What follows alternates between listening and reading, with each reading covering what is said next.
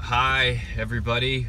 Welcome to Sandy Frank's political podcast for a people's revolution, a people's movement against the corporate fascist state, the global elitist, hegemonic corporate fascist state.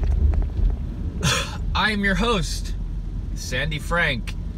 And today, in this episode, we're going to be talking about a lot of things. I'm going to be going to a lot of different subjects, nothing really specifically, except our people's revolution, which is the topic, I guess the overall topic. And we're going to talk about drafting Bernie Sanders. People are talking about this now. People like the guy who worked on Bernie Sanders' presidential campaign, Banya. He was just on an edition of Redacted Tonight with Lee Camp on RT America. Go check out that interview with this guy Banya. And Lee Camp. Check out all of what Redacted Tonight and Lee Camp are about. Lee Camp is a good guy. Lee Camp is a child of the Zeitgeist movement with Peter Joseph and the Venus Project movement with Jacques Fresco. So go check out everything that Lee Camp and those guys are up to. But we're going to be talking about the idea of drafting, is the word they use, Bernie Sanders, this person, into our independent people's revolution movement. We don't really want to call it a party. They keep calling it a party, and I think that really hurts us. I don't think calling it a party. We want to call it a revolution, not a fucking another Democratic sinkhole. So I'm seeing, my perception of what's going on in the world it just keeps changing. From like having no hope to being hopeful to going back to having no hope to being hopeful again. And this is the abusive game that the corporate media and the corporate social media bullshit like Facebook and Twitter and YouTube, these bullshit corporate extensions, that's what they do. And I'll say that I get the vast majority of all of my information from the internet. Definitely, I don't have a cable subscription. I don't have a New York Times subscription because I don't have a lot of fucking money, and they're useless anyway. You shouldn't have those subscriptions because you're aiding fascism. But I get most of my information from online news outlets, and so that's what happens. You're always seeing things that discourage you, and then you're always seeing things that give you hope, and you don't know what to believe, and you don't know what to think, and it's so fucking confusing when all this corporate influence is going into our social media, our corporate social media, and of course Facebook and Google and Yahoo and these things are only trying to make you see the things that they want you to see, right? Facebook is heavily censoring material now, globally, and we know this. They are, they're really trying so very hard, Apple, Google, Twitter, to put the Politico articles and the CNN articles and the Mother Jones and all the corporate bullshit media trying to tell you that Trump is the bad guy and the establishment government are the good guys, and poor working people in Wyoming who support Donald Trump, you know, these are the bad guys, you know, the basket of deplorables, you know, these innocent people who've been, you know, fucked around with their entire lives by the corporate establishment, from, you know, just getting smacked from the Republican Party to the Democratic Party and back and forth and back and forth. These victims, these poor people, a lot of these Donald Trump supporters, these uneducated people, you know, they're the victims, and the, you know, the corporate media plays them out to be the villains, the people who've never had anything, who've never had a voice in their government, who were given the, you know, as the corporate Michael Moore would say, they've been given the Molotov cocktail to throw of a Trump vote at the system. They have their vote to give it, to stick it to the establishment, and they did, thanks to the corporate media raising up Donald Trump and Nazis. And so these people voted, and now we have a Trump president and a Republican government, and it's completely the fault of the corporate media, not Jill Stein supporters, not Bernie Sanders supporters, not Gary Johnson supporters, or people who didn't even bother to vote, because they know that the establishment has no interest in helping them. You know, these people who didn't vote, you know, they understand that the system has never had their interest in mind, and, you know, as George Carlin said, if voting actually did something, they wouldn't let you do it. If voting actually made a difference in the world, which it doesn't, the way our state-run, Department of Homeland Security run, controlled elections that are completely fraudulent, you know, if, you know, they're fraudulent, they don't work. That's why that's why it's falling apart, and that's why it's useless to try to get a revolution through the electoral system. I'm not sure who said it, but the great point that activism, political activism, and political movements and political revolution and voting are not the same thing. They're completely different things. They're in no way connected to each other. But we talk about me having a little bit of hope, which I'm sure the second I get on to Twitter or to, you know, any of these online mindfucks, I'm sure the hope I've been harboring for the past few hours, I shouldn't even have hope, but is, you know, you see a lot of people on social media talking about an independent people's movement, and you don't just see a few people talking about it. You see a lot of people, and most importantly, you see a lot of different kinds of people with a lot of different kinds of perspectives and ideas and views and beliefs, all saying it, saying how we need to put aside our little unimportant differences to come together to form a people's movement to take down the corporate state and to bring back our democratic republic, and then that will install communism. But first we need the democratic republic. So yeah, I'm filled with hope right now because I was just seeing so many people talking about, you know, drafting Bernie to an independent party, and yeah, not just that. We're gonna talk about that, but we're gonna talk about the whole deal. You know, everyone all over the country and all over the world, but especially in the United States, because the United States is the problem. The West is the problem. But now we have all these people who are waking up to the sheepdogging and the gaslighting of the corporate democratic establishment media. People are really waking up to it in massive numbers.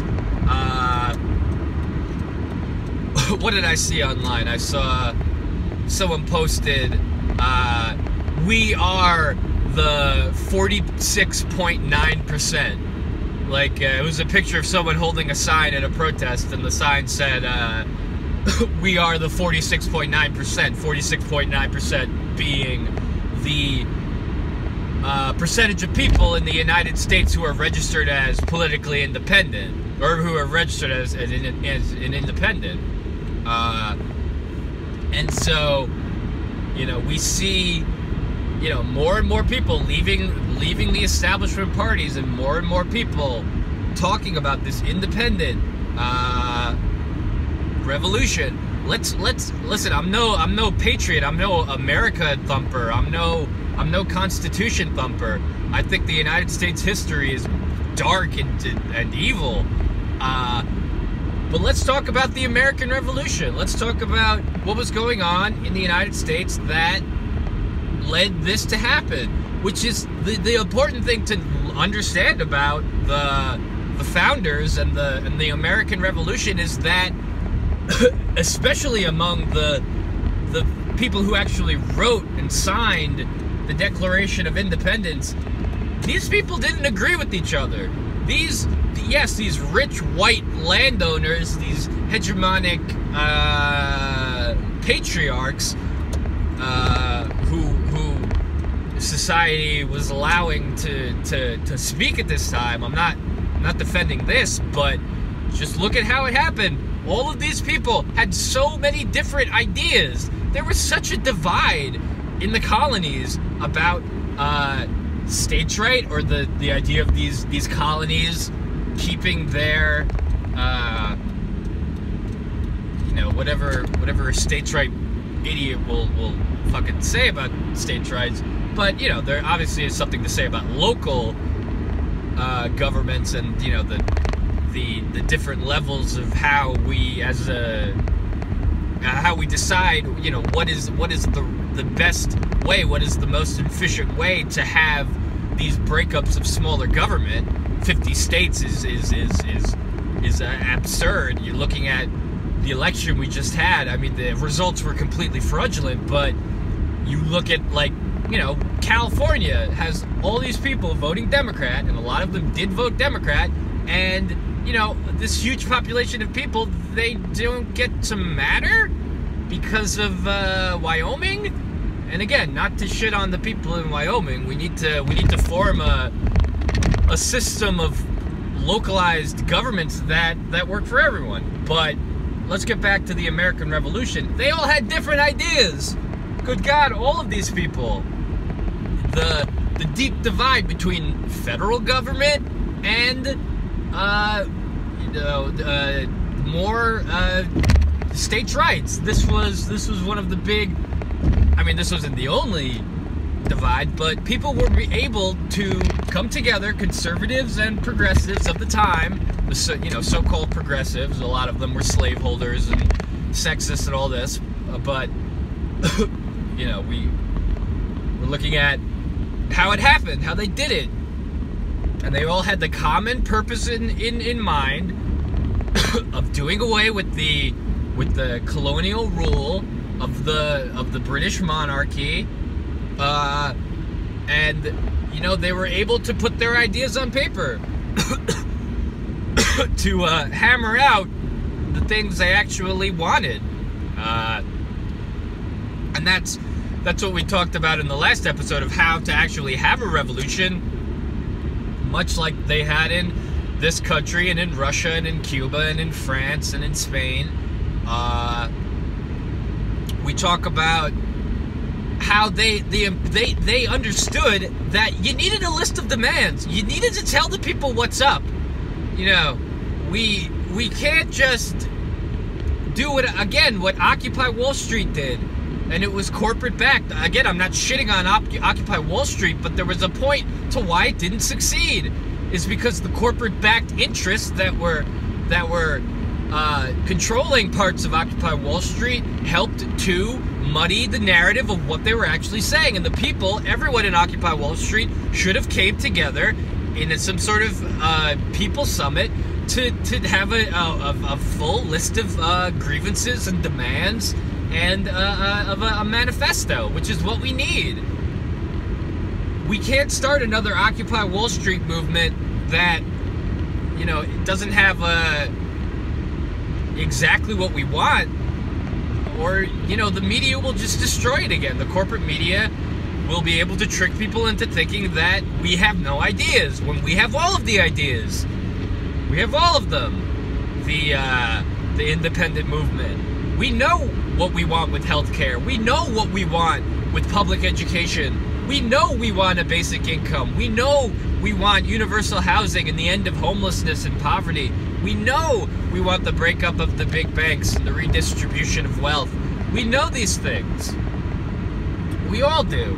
But that's the importance of having an organization outside of the corporate media that other people can run to. Because if we can get this people's organization off, a credible, non-corporate people's revolution, the entire world will flock to us in droves. The establishment will lose all of its power. I can't wait for the day when we have this giant movement of 85-90% of the country who sees what's going on, and then we go and point at the last 10% of the Democratic and Republican establishment, and we shine the fucking light of justice on them. We turn the rock over and we expose the corruption and the just the mess. It's a mess.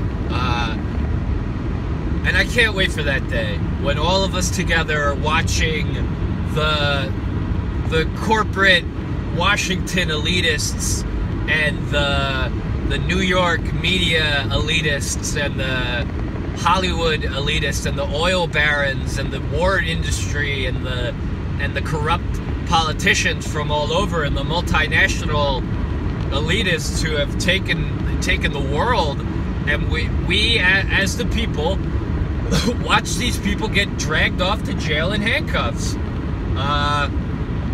You know, look at what they did in Iceland.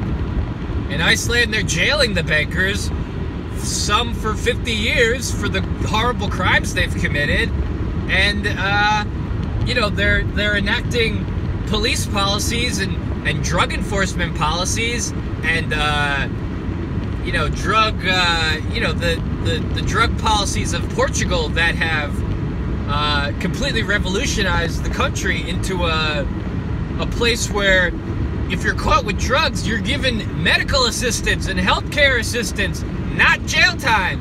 And if you go to jail in Portugal and in Iceland and in Denmark for, say, you know, you're a low-income person who commits murder and you go to jail, okay, you know, when you go to jail in Portugal, you're not beaten by low IQ security guards. No, you're given an education and you're given health care. Oh, yeah, well, I mean, you're given a college education and you're given a path that when you are out of prison and reformed, you have a source of income and a future. And this is, add this to the manifesto for the United States Independent Peoples Movement. This is, we know what to do, and as if the elitists don't know about these better prison systems in the world, as if the corporate-controlled prison lobby and the corporate-controlled media and the corporate-controlled government don't know these things about how the most efficient way to run a prison system and the most efficient way to run all of these systems, which is with socialism. They know this. Look at the WikiLeaks John Podesta emails, where John Podesta, one of the most powerful elitist corporatists in the entire world, one of the most powerful people in our government, laughing about how he knows about the Princeton study that shows that the United States does not have a democratic republic, a democracy. We have an oligarchy. And John Podesta's laughing, saying like, oh, we needed a Princeton study to tell us this. Are you fucking kidding? And this asshole, controlling the corporate media and making these puppet pundits say shit like, we actually have a democracy. on MSNBC and CNN.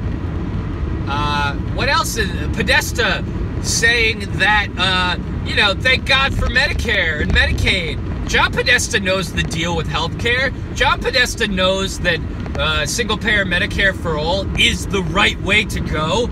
And then he pays his corporate media shills at Mother Jones and CNN and all these places, this corporate media, to say things like, we can never ever have that. And the Affordable Care Act is the best we're gonna get. And you know, it's bullshit. These people know the score. They know they're tricking us. And the little tenuous little bit of power they have left, we need to take away from them. We need to organize now. We need to organize quickly. Because if we can, you know, the sooner the better, you know, we have a chance to end the corporate state. But, you know, as every day goes by of the corporate media lying and the government elitists just trying to get more money and more power, to, you know, they're just waiting for the day when we revolt. Every day that goes by that we're not organizing and that we're not forming this people's movement to produce massive civil disobedience is another day they get more powerful. And I'm not saying it's hopeless. It's not. They're waiting for it to happen. You know, they'll use violence. They will start killing dissidents on American soil. Believe me, they will. But they know their little charade is not long for this world. They know that even with their corporate media manipulation, no one's buying it anymore. Everyone sees the better systems of governing, the better systems for, you know, government transparency and all these things. They know these things, and all they're doing is buying time. That's all the corporatists are doing right now, because they know the revolution is nigh. It is soon. Excuse me. It is soon to be upon us.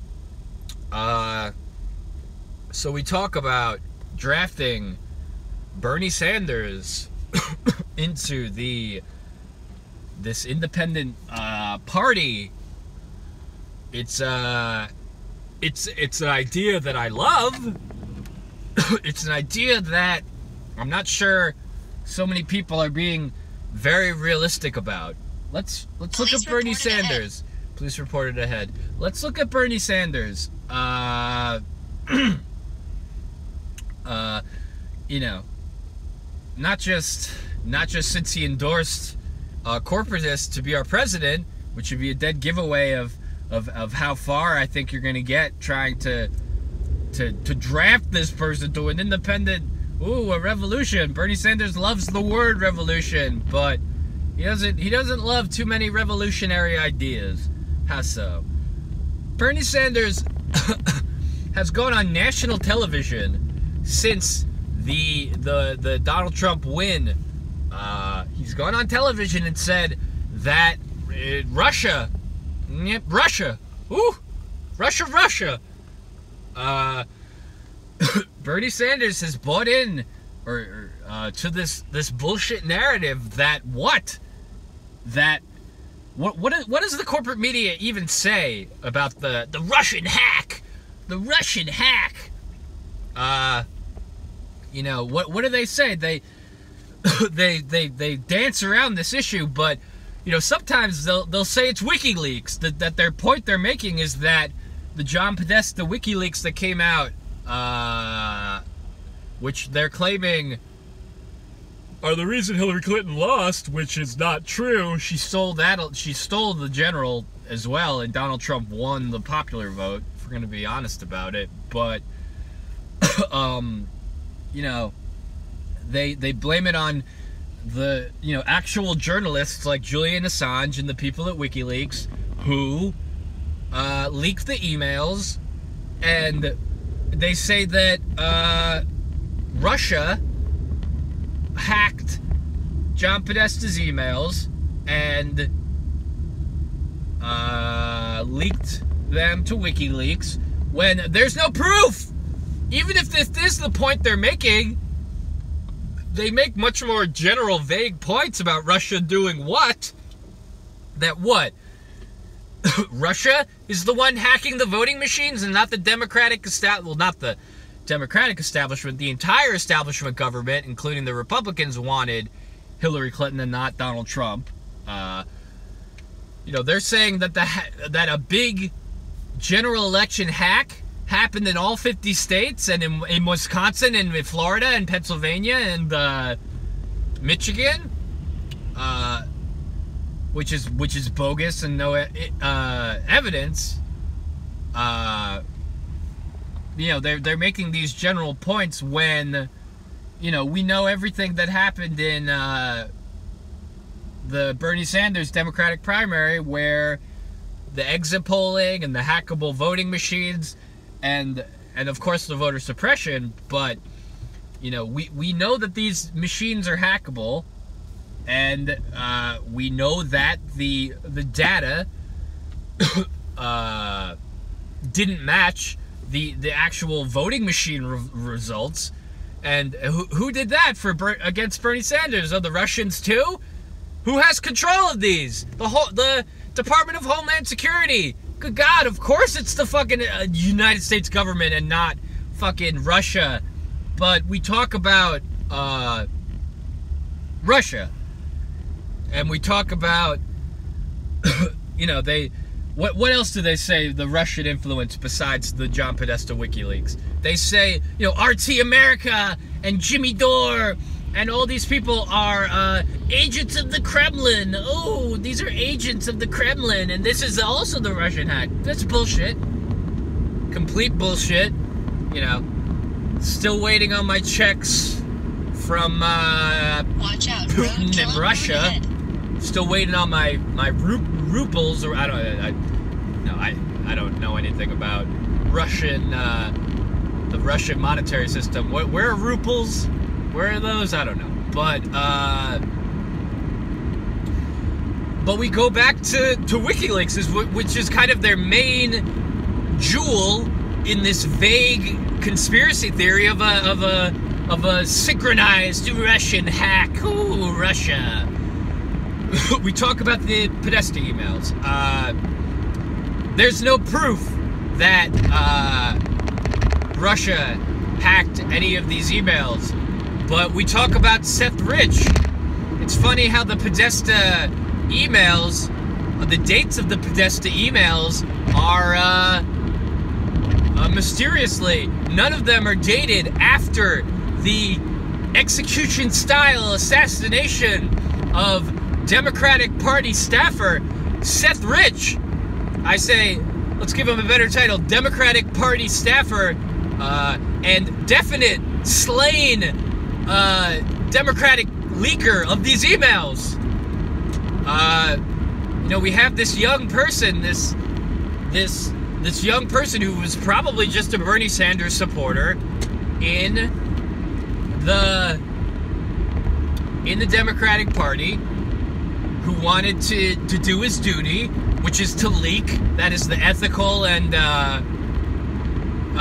you know, the moral thing to do, which is to speak truth to power and to leak John Podesta's emails, who's one of the most powerful people in the world. That's what journalism is. That's what journalists do, and that's what people with moral and ethical fiber do. They leak. You know, so we have this mysterious execution-style assassination of Seth Rich. The police say it was a robbery. Nothing was stolen. You know, in a wealthy D.C. neighborhood, one of the most safest and well-policed places in the world, we have this person being assassinated execution style, and nothing being stolen or robbed from him. Oh, Oh, okay, that happens a lot in DC, some of the richest, most affluent, most safest places on Earth. To be quite honest, DC, the wealthiest place, I believe, in the world, the DC, Maryland area, or, you know, the war machine, and, you know, a lot of other industrial complexes, but mainly the military industrial complex and the defense industrial complex, these places, and the surveillance industrial complex. So, you know, we talk about the complete bullshit, no proof accusation that the Russian government hacked the emails and put them to WikiLeaks. Bullshit. Oh, but Bernie Sanders, this person we're going to draft for an independent people's movement, definitely not a corporatist. You know, Bernie Sanders has been in the United States Congress since the 1980s. Yeah, this person has no corporate influence. Bernie Sanders is not at all a person who has become a part and has become brainwashed by the Washington, D.C. culture. No, of course not. Someone who's been in Washington, D.C. with these corporatists for the, you know, since the 1980s. Of course not. Of course not. But, you know, we talk about drafting Bernie. You know, if Bernie really was the revolutionary, the independent people's revolutionary that everyone, all of these Bernie Sanders lovers really wish and want him to be, because they need their fucking Bernie Sanders fix. What has he done? Good God. He endorses a corporatist, then she loses, he blames Russia, and now he's doing the Elizabeth Warren drama teleplay, the episode of Downton Abbey of wah wah wah Trump. When it's the establishment that's the problem. Hello? Do we not see what's happening with Bernie Sanders? Do we not realize this, that he ain't gonna be there? And if we keep relying on him to be there, and if we keep worshiping every word he says, our independent movement is going to, you know, fall by the wayside and be co-opted by corporations. Good God, Bernie Sanders started our revolution, a corporate-backed death trap. How long are we gonna keep this shit up with the lovey-dovey Bernie Sanders and Elizabeth Warren bullshit? I've said it before. Elizabeth Warren is basically an Exxon Mobil commercial that features like two gay parents. You know, this is the Elizabeth Warren brand of fake progressive values. She's a fucking Coca-Cola commercial about immigration, which is to say she's nothing. She's nowhere. She's not a viable political option, a viable progressive option. She's nothing. She is masterpiece theater, episodes of Downton Abbey trying to exploit the legacy and the teachings of Martin Luther King and Coretta King, which is to bastardize what these civil rights champions stood for, which was revolution, not corporate media partisan hackery, not these stupid fucking things. And to see Bernie Sanders right by her, you know, Bernie Sanders, the Muppet grandpa of imperialism, you know, the warmonger Bernie Sanders and his, you know, warmonger Keith Ellison, the identity politics, you know, Power Rangers here, these faux multicultural, you know, beliefs, whatever. You know, we got Keith Ellison, he's a Muslim who bombs other Muslims with a smiley face, saying, you know, bullshit about how much he respects Islam when he does not. You ever support bombing people in 8 countries under a fascist president, Barack Obama, you are no supporter of Islam at all, whatsoever. I call out Bernie Sanders, I call out Liz Warren, and I call out Keith Ellison. Still waiting for these, our mommies and daddies and our, these visions of these people that don't exist. Only the corporatism exists. We think that revolution is going to manifest out of Elizabeth Warren's pantsuits. It's fucking not. It's bullshit. Drafting Bernie Sanders. I have doubts. I'm not trying to hamper anyone or harsh anyone's vibe. This is what Debbie Lusignan talks about when she, the same progressive, when she will criticize, one thing about someone's plan, about the things Bernie Sanders did after he got out of the race, and people are giving her shit and people like her shit for saying the truth, that Bernie Sanders is not there, that these people like the Young Turks and Secular Talk, who, they're like, oh man, don't harsh my vibe about Bernie Sanders. Oh, don't, it's about like a buzz. It's a political buzz. It's an addiction to happily listening to Bernie Sanders bullshit and feeling good about yourself. The fucking positivity bullshit movement in the United States needs to stop. And the bullshit fake progressivism, Bernie Sanders, Elizabeth Warren bullshit needs to stop. And, people will criticize me and say like, oh, you're hurting us and you're harshing our vibe and you're buzzing my high, man. All this bullshit. Listen to yourselves. You sound like fucking heroin addicts. You sound like the worst type of alcoholics. And you sound like Democrats and Republicans. You sound like Hillary Clinton lovers and Donald Trump lovers and establishment lovers. When you're a Bernie Sanders lover, you're the same fucking thing. Bernie Sanders said it himself. It wasn't about him, just him. It's about us. It's about all of us. We drafting Bernie Sanders, and then what? This guy on Redacted Tonight who, what's step 2? Yeah, we draft Bernie Sanders, and then what?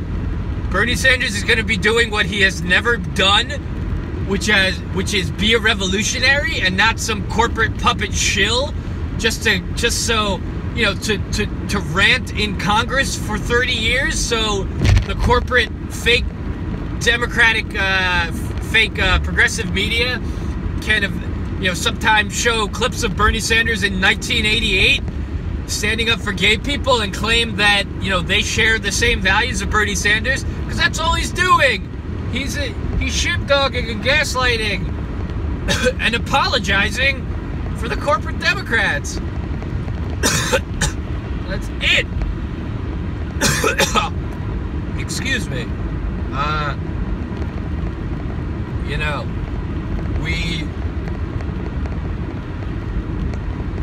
We need to think in a more broader goal than just Bernie Sanders, just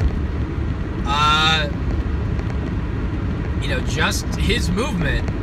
And believe me, I want there to be massive Bernie Sanders-sized rallies and protests going on in this country. And let's be honest about Bernie Sanders rallies. They were not corporate-backed. Yes, we did finance ourselves. We did finance this movement. Bernie Sanders was right. Bernie Sanders proved the corporatists and the Barney Frank, we gotta take, you don't want the Republicans to get all the money.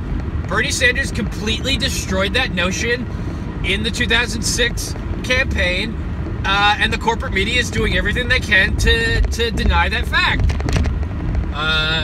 So let's be honest about Bernie Sanders. He did prove that we can have non-corporate backed movements and protests and revolutions, which is what we need. That's one of the good things that Bernie Sanders did for us. And I'm not going to completely shit on Bernie Sanders, but I'm going to criticize him, and I'm going to, if you're a fucking Berniecrat heroin addict, you're going to get a harsh vibe, man. You're going to get a nipped buzz, bro.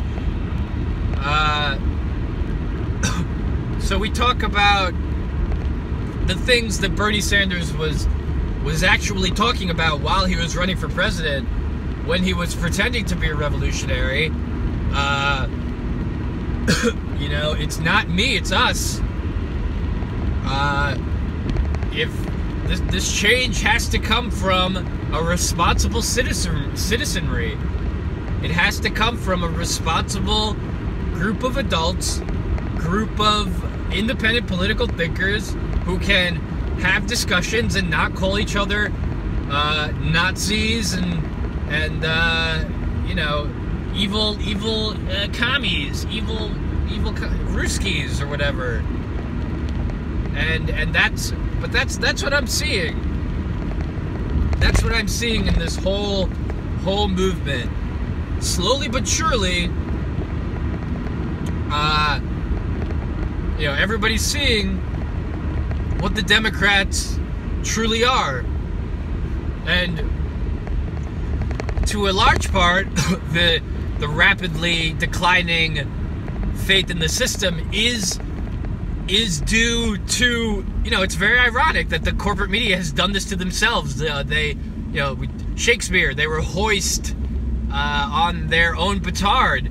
They raised Trump up to try to scare people, and instead they got Trump, which is now leading.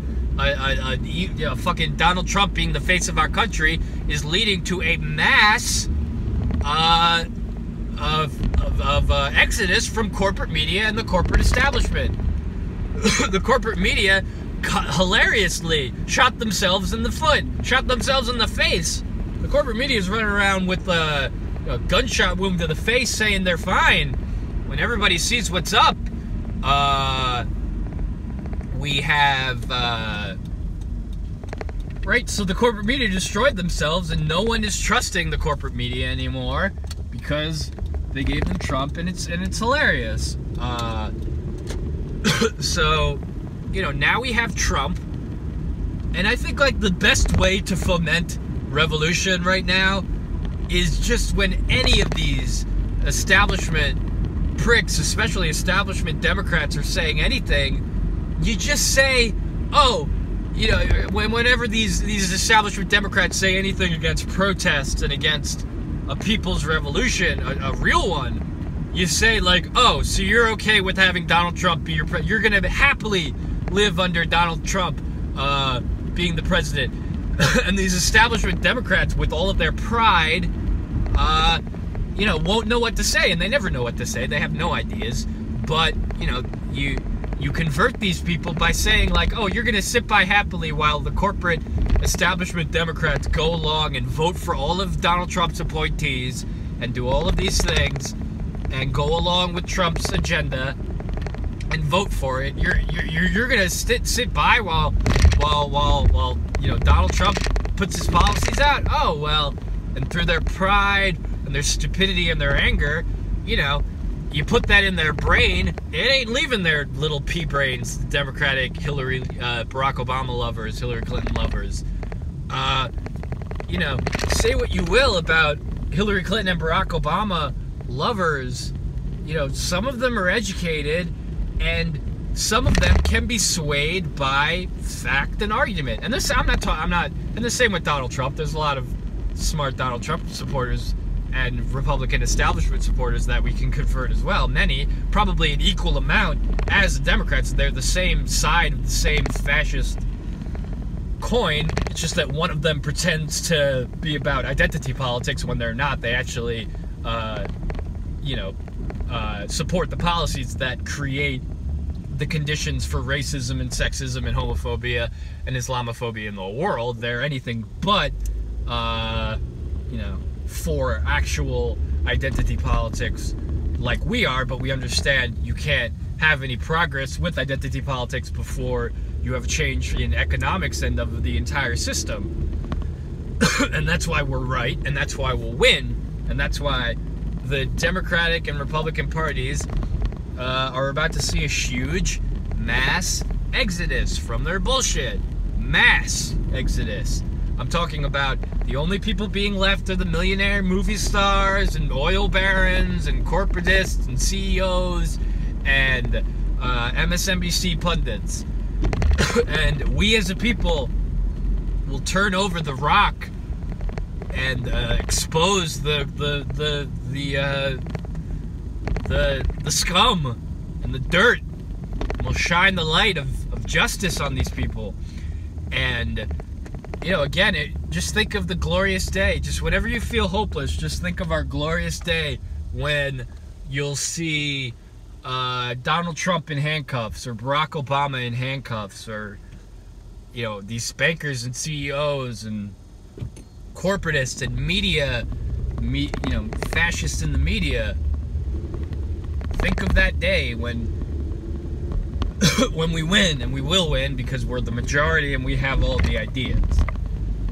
We will win, make no mistake, but bullshit narratives about Bernie Sanders being some Vladimir Lenin, being some Fidel Castro, being some Mao Zedong, gonna lead a real revolution, it's nonsense.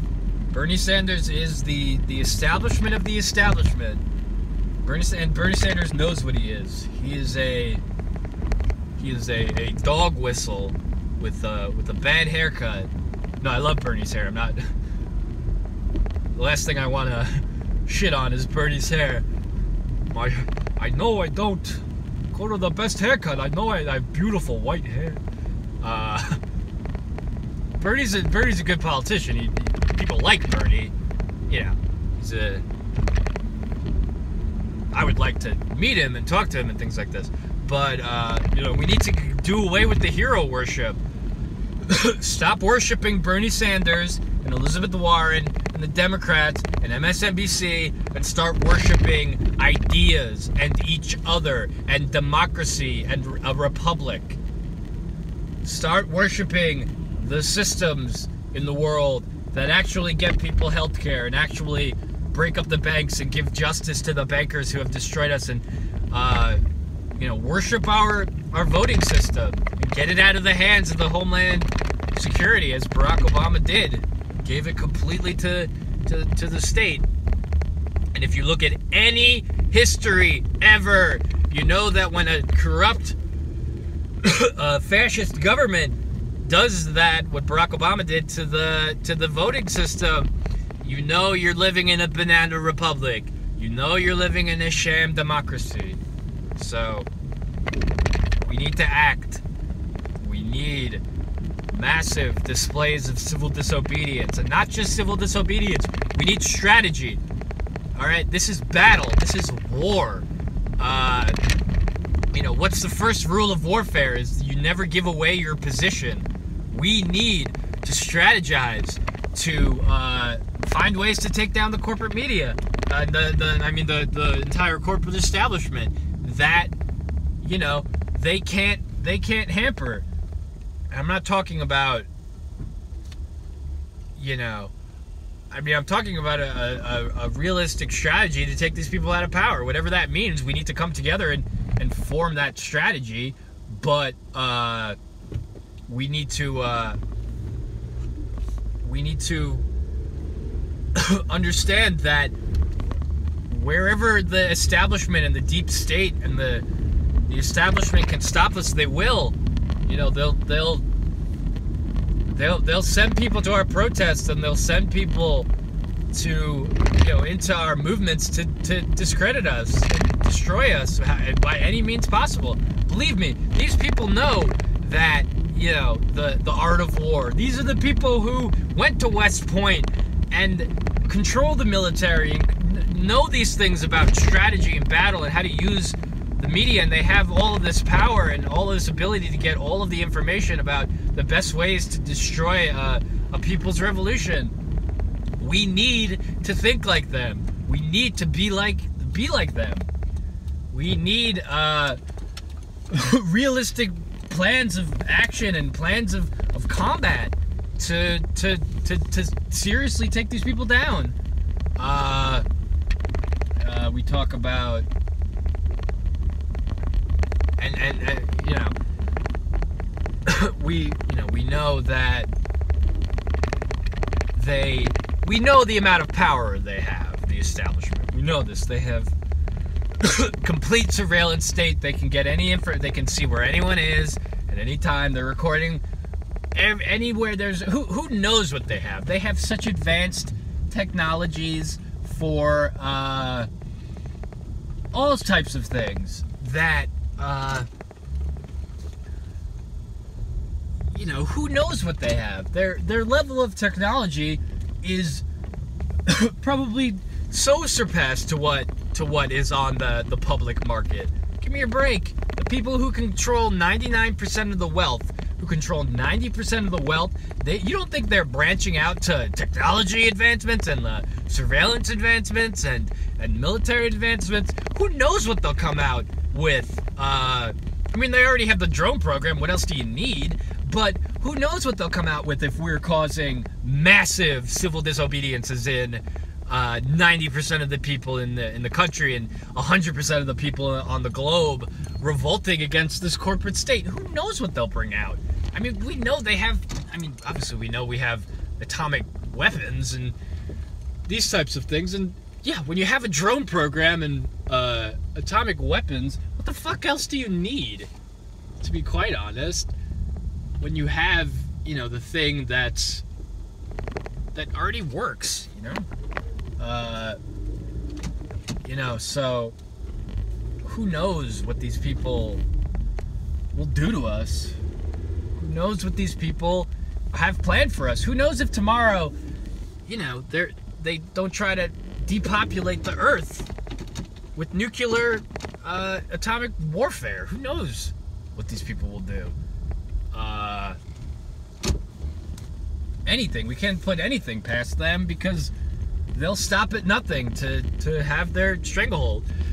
And it's no group of Illuminati's, you know, fault for this. It's the system. It's the way the system is set up. The system is set up.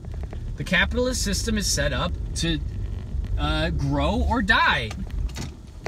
You expand your business, and especially when we're talking about the war machine, you expand your war business, or you're not the CEO of that defense contractor and military corporation anymore. That's the way it works. Let's be honest. It's never one person's fault. That's not realistic. That's just not the way the system works. But they're all in this system, and it's all spiraling out of control, and nobody's going to be the first person to say, like, hey, okay, maybe we'll stop and this could be a peaceful transition to a democratic republic and then to communism. But